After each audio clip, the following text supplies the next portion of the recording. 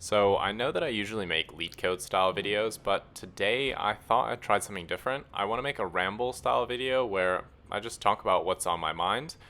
I don't particularly want to be on camera because obviously I don't want to dox myself, so I'm going to set the backdrop to just some scenes from London and let you listen. Today we're walking around Meta's King's Cross office. So, with the introduction out of the way, let's get to the topic of today's video, the Golden Handcuffs. For those of you that don't know, the Golden Handcuffs are a metaphor for the fact that in Fang, we're paid such high salaries and have such cushy jobs that we can't really leave. Now, of course, these aren't literal handcuffs. Mark Zuckerberg hasn't personally chained me to my desk and that there's no escape. I can always hand in my notice and resign, but some questions arise. Would I ever want to? Does it make sense to do this? And where am I going to go? I guess before we get into my thoughts, let's do a bit of a quick recap as to why people feel burdened by the golden handcuffs in the first place. In my opinion, there's really three high level categories as to why the golden handcuffs can arise.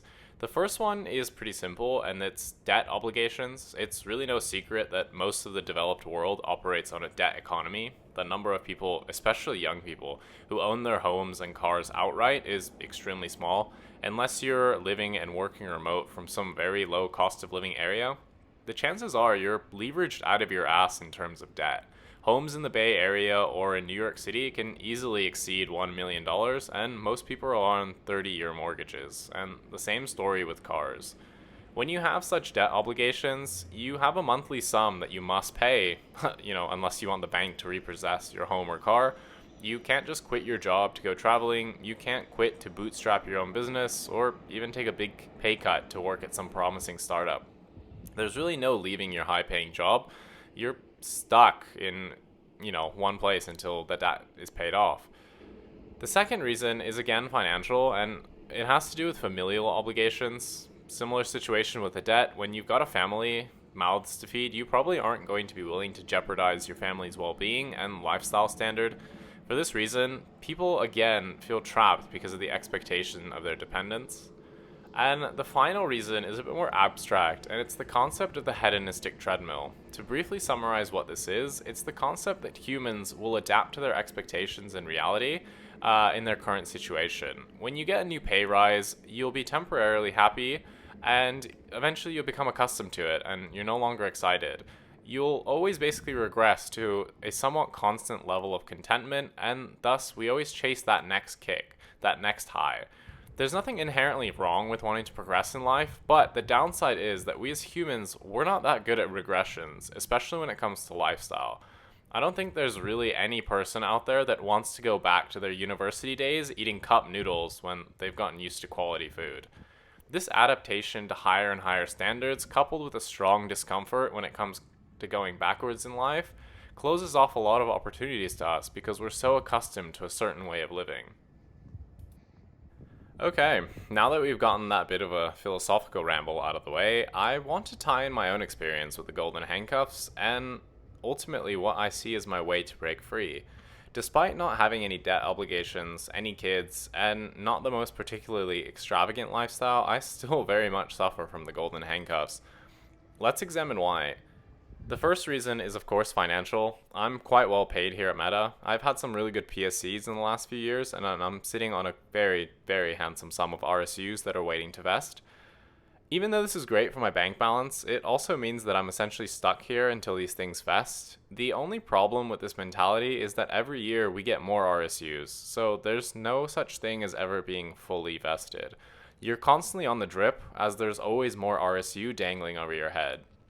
And as mentioned prior, humans are particularly bad with dealing with loss, so the thought of leaving money on the table is very difficult for us to swallow, me included. Another point which keeps me rooted in place is that unfortunately the job market here in London is not that hot compared with the United States. Here the compensation packages are for the most part very meager compared to US compensation unless you're in big tech. And even if you work at big tech, you'll still live very well compared to the average person, though outside of it, the opportunities for large compensation are a bit scarce. There's a large startup scene here, but they like to pretend that their paper money options are the same as RSUs, which they definitely aren't. So you're basically left holding the bag with non-liquid options, which, by the way, for purposes of income tax, are taxable. So you can't sell them, but they want to tax you on them. How does that make sense? Anyway, you could work for a hedge fund or some proprietary trading shop and make £500,000 a year, but the prospect of working 80-plus-hour weeks in a high-pressure situation week after week doesn't really appeal to me. Maybe I'm just a coaster. There is the possibility of course, going to Google or Apple or Amazon. Hopefully I put enough sarcastic tone on that one for you. Fuck Amazon. But the thing is, my compensation wouldn't really go up that much.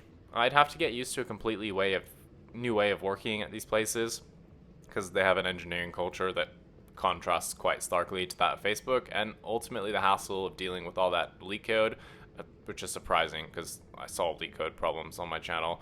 I don't actually like Leetcode, shocker. And then ramping up for, what would amount to about a year to actually get productive for what, 15, 20,000 a year after tax. Is it even worth it? Probably not. So, yeah, on second thought, maybe Mark Zuckerberg does actually own my soul. It's not a great thought, is it? But it's okay. This video isn't going to end with doom and gloom. Let's now actually discuss the way to break free from these chains. Unfortunately, unless you want to become some sort of a monk, forfeit all of your worldly possessions, and go live in a monastery somewhere in the Himalayas, there's no real way to break free that doesn't involve achieving financial freedom. The day that your financial situation is such that you could just quit and never need to work again is the day that you truly become free. Of course, you can hit that number and still work. That's fine. Frankly speaking, most of the people that claim they want to retire at 30 and just go sit on a beach all day would probably lose their minds after the third week. We all need mental stimulation one way or another. But having a cheeky 1 or 2 million in the bank is easier said than done. Unless you get lucky gambling on Dogecoin or something, chances are you're not going to become a multi-millionaire overnight. It's going to take time. Year after year, month after month, day after day. You're going to have to put in the work and eventually reap the rewards. And some of you thought the Leetcode grind was bad. Wait until you're dealing with the same KPIs, stand-ups, and corporate bullshit for a decade. You'll be dreaming of in-order traversing a binary tree. All jokes aside, the path to financial freedom is not quick and it's not easy. You will have to suffer and trade a part of yourself to achieve it, but the prize is ultimately worth it. So while I can't really give you any advice on achieving financial freedom, since it really is as simple as have more money, here's some points that I can talk about to perhaps make the process easier. I think first and foremost, one needs to be appreciative of their situation and root themselves in a position of gratitude instead of greed. I'm obviously doing quite well for myself to have the opportunity to sit in a nice temperature-controlled office in central London, sitting in an Ehrmann Miller chair, using a fancy 4K monitor, having all my meals catered for me, and getting paid hundreds of thousands to write code.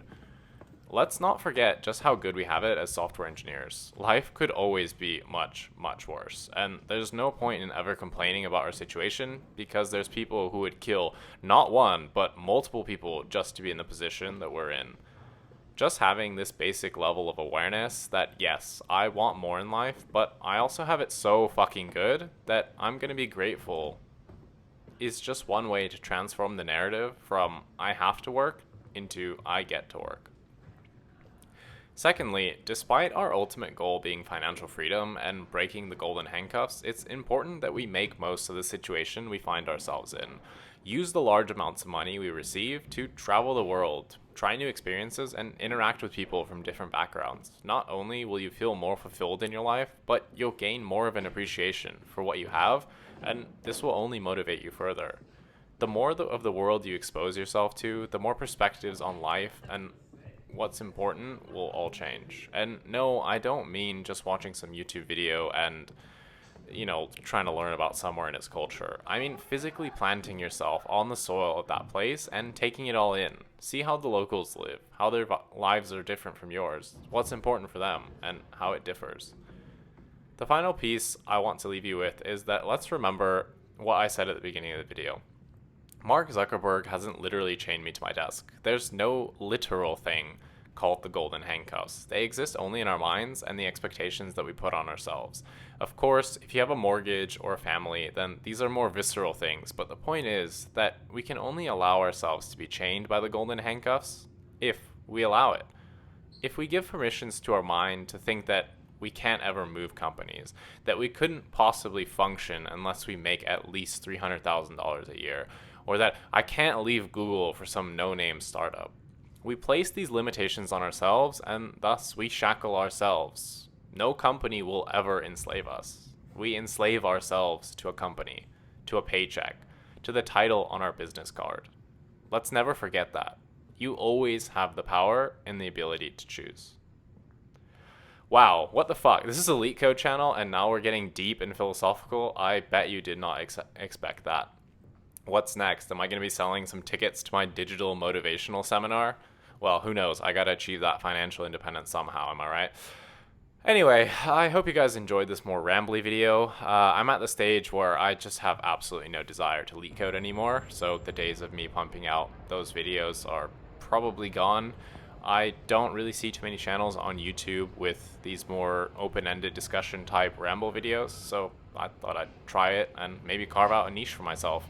If you want to watch Leetcode videos, then just go watch Leetcode. He has a lot more than me. Anyway, if you made it this far into the video, hats off to you. Why not let me know in the comments below your experience with the Golden Handcuffs? Do you feel their burden? Have you managed to break free? Let me know. Also, if you have a suggestion for the next Ramble style video, drop it in the comments as well. If something catches my eye, maybe I'll make it the topic of the next one. Otherwise, thanks so much for watching, and I will catch you guys in the next one. Bye.